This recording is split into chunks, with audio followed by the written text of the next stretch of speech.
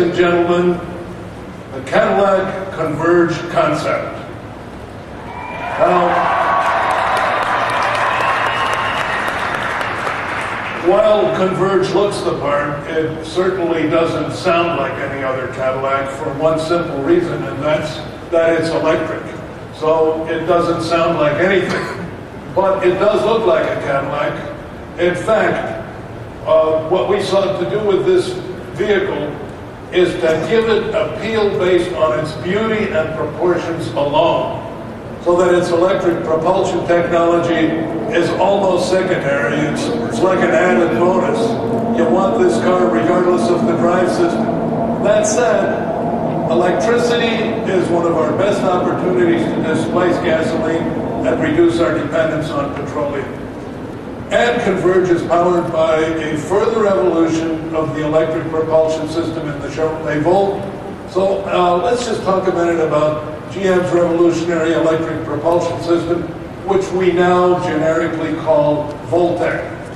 The Voltec system currently consists of a 16 kilowatt lithium-ion battery, electric drive unit, and a range-extending 4-cylinder engine generator.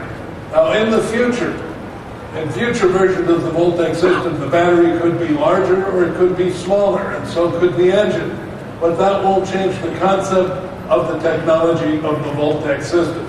The important point to remember is that electricity drives the wheels at all times and at all speeds. And when fully charged, the Converj can drive up to 40 miles without using a single drop of fuel or without producing any tailpipe emissions. And it can also go several hundred. It can also go several hundred additional miles once the small onboard engine spins to create more electricity. And since about 3 out of every 4 Americans have a daily commute of 40 miles or less, if this is primarily a car for getting to and from work, you may never have to buy a drop of gasoline during the entire life of the car. Now, another benefit of Voltec technology is the elimination, and this is a problem with all electric vehicles, is so-called range anxiety, which is that troublesome fear that strikes you when the electric vehicle you're driving is about to run out of juice and there is nowhere nearby to get it recharged. And I am one of the few people who can claim to have personal experience with this, and I know it's no laughing matter. One of the early adopters of the Vectrix electric scooter, which incidentally also has a 40-mile range, but no range extender. And I ran it out of juice about 12 miles from home and was completely stranded. The problem with electric vehicles is you can't have somebody go out and get a 5-gallon can of electricity. So I had to call a friend of mine who came with a large pickup truck, and we loaded me and the scooter into it. And calling for a large engine pickup truck as an emergency vehicle kind of defeats the purpose of electric powered transportation.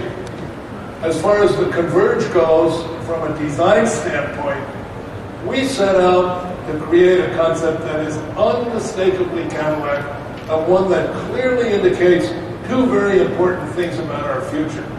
Number one, the Cadillac design theme will continue to evolve.